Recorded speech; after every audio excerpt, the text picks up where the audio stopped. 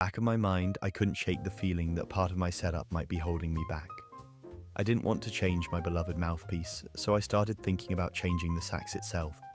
I headed down to sax.co.uk in London and tried out a bunch of different horns. The top-of-the-range Moriats and Eastmans instantly gave me that thicker sound I was chasing. Then, out of pure curiosity, I took the necks off the Eastman and the Moriat and put them on my own sax, and the difference was unreal. The top register suddenly opened up and got noticeably fatter. I honestly didn't expect a neck swap to make that big of a change. The thing was, I still preferred the keywork on my existing horn, and I wasn't ready to drop thousands on a whole new sax. So I held off and decided to explore replacement necks instead. After trying a few over time, I eventually settled on a silver-plated Boskin neck. So why does a custom neck make such a noticeable difference? Well, the neck is one of the most acoustically sensitive parts of the entire saxophone. It's the very first thing your air meets after it leaves your mouthpiece, so tiny changes in design can completely shift the way the horn responds. One of the biggest factors is bore size, basically how wide the tubing is on the inside. A slightly larger bore can make the horn feel more open and resonant, giving you a bigger, broader sound. A tighter bore can make the horn feel more focused and give you more resistance to push against. Neither is better, it's about what matches your playing style. But the difference is real, and you feel it straight away. Then there's material, which players love to argue about.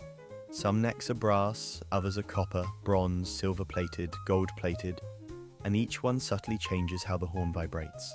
For example, copper necks are often described as warmer and darker, while silver-plated necks tend to feel brighter and more responsive.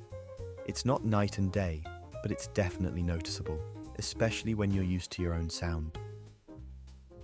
Another big piece of the puzzle is neck taper, the rate at which the neck gradually widens.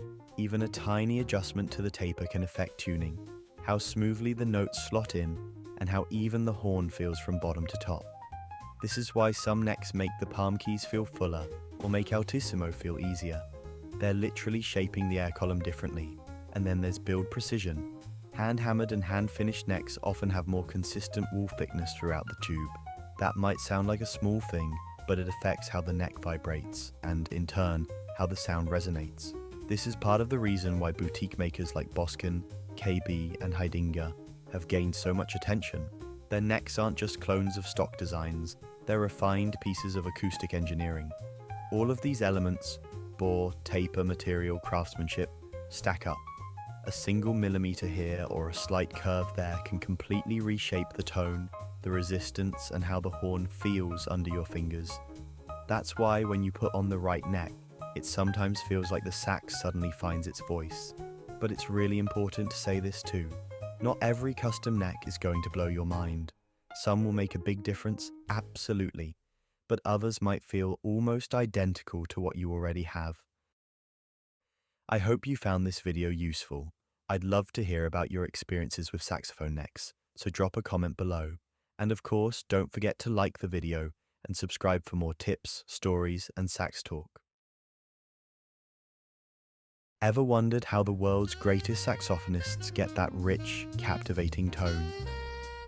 The Tone Bible reveals their secrets, the exercises, techniques, and mindset behind the sound. You'll learn how to play effortlessly across the full range, master expressive tools like ghost notes and growling, and shape your own unique voice. Plus, discover how mouthpieces, reeds, and setup choices transform your tone. The Tone Bible, your guide to sounding professional, powerful, and unmistakably you.